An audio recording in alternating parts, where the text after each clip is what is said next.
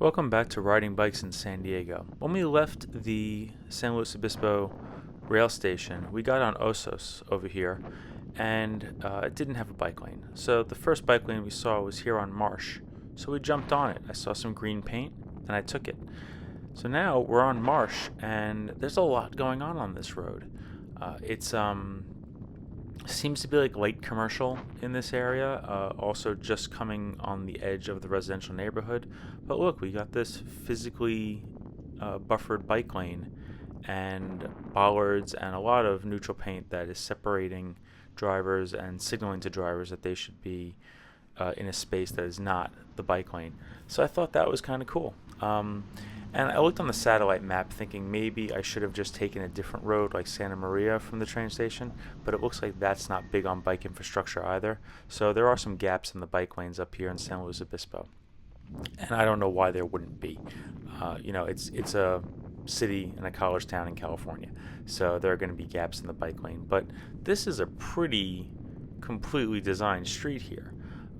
We're in this residential neighborhood, and maybe these are businesses on the side, maybe they're both, but we got metered parking, a physical separation between the bike lane. In some places it comes and goes, and then there's parking, and then there are travel lanes.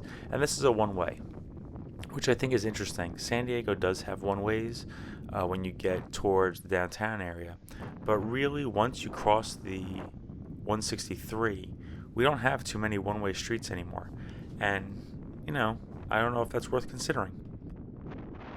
I don't think this is going to stay a one-way street, but I do appreciate all the green paint on here, and by now the physical barriers have gone away, except check this out right up here. We're in the green paint, and there's a turning lane. There was plenty of lead time on that turning lane, but now there are these physical curbs and flex posts here so that a driver at the last minute can't make that little cut over, which I thought was pretty cool. Maybe we can use things like that around San Diego. And then we end up in a door zone, which is a little goofy.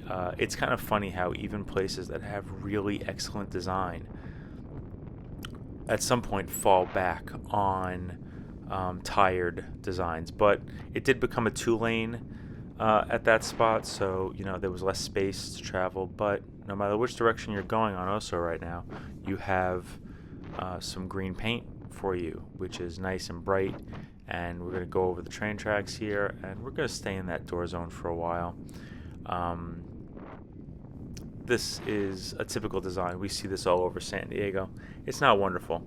And as we get to the end of our ride here, we're going to end up at a road which I think is California Blvd.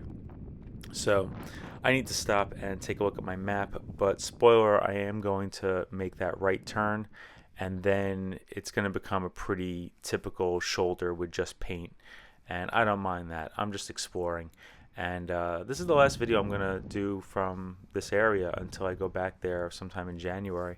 But some people have already put suggestions on the last one. Get me more suggestions, and we'll drive less and ride a bike together. Thanks.